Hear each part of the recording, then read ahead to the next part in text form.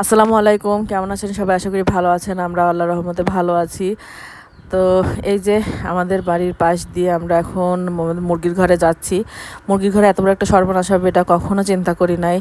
তো এই মাত্রই একটু আগে ঘুরে গেলাম, তখন দেখলাম যে কেমন যেন একটা গন্ধ বেরোচ্ছে। তো কিছুতেই বুঝতে পারছিলাম না গন্ধটা কোথা থেকে আসছে। তো এই যে মুরগির ঘরে চলে এসেছি, চলে এসে এখানে 2টা মুরগি আমার বাতে বসানো আছে।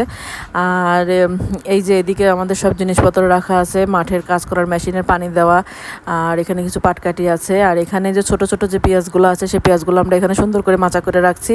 তো এখান থেকে এই যে মাচার নিচে থেকে দেখি যে 4টা মুরগি খেয়ে ফেলছে। তো মিডিয়াম সাইজের মুরগিগুলো 4টা খেয়ে ফেলছে। এই মাচার নিচে এগুলো বসে খেয়েছে আজকে।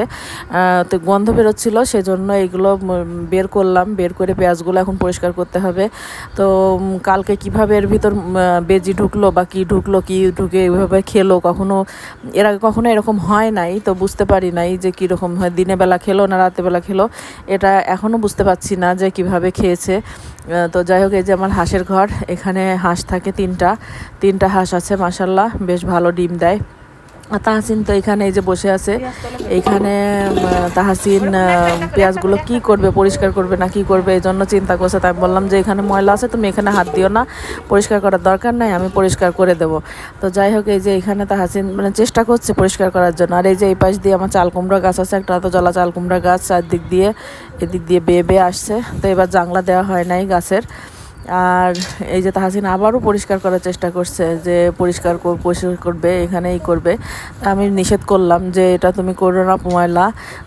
তো এভাবে করতে চাচ্ছিল খুবই করে, তাই আমি বারণ করলাম, বিধায় ও আর পরে আর করবে না। যাই ওই যে মুখের দিকে তাকাচ্ছে যে নিষেধ করেছি। আর এই যে পরিপাকনাগুলো এইভাবে ফেলে রেখে গেছে, আর পুরা মুরগিটাই খেয়ে ফেলেছে। আর এখানে হাঁসের জন্য ধান রেখে দিছি। তো যাই হোক, তাহসিনেরও খুব মন খারাপ। আর এখানে এই যে মুরগি বসানো আছে, এই মুরগির ডিমও খেয়ে ফেলেছে। আর এখানে এই মুরগিটার ডিমটা ঠিক আছে, আর ওই পাশের মুরগির ডিমটা 7টা ডিম খেয়ে ফেলেছে। তো যাই হোক, এরকম হবে কখনো চিন্তা করিনি, খুবই খারাপ লাগছে। এত কষ্ট করে মুরগি পুষে সেটা যদি এরকমভাবে খেয়ে যায় তাহলে খুবই খারাপ লাগছে। আর আমাদের মুরগির ঘরে চারপাশে এত জঙ্গল হয়ে গেছে, এবার জঙ্গলটা পরিষ্কার করা হয় নাই। আর ডিমগুলো খেয়ে এই যে ডিমের খোসাগুলো এইভাবে ফেলে রেখে গেছে। তো যাই হোক, কি আর করার, কিছু করার নাই। তো আজকের মতো এ পর্যন্তই। পরবর্তীতে আবার নতুন ভিডিও নিয়ে দেখা হবে ইনশাল্লাহ। ততক্ষণ পর্যন্ত সবাই ভালো থাকবেন, সুস্থ থাকবেন। আল্লাহ হাফেজ।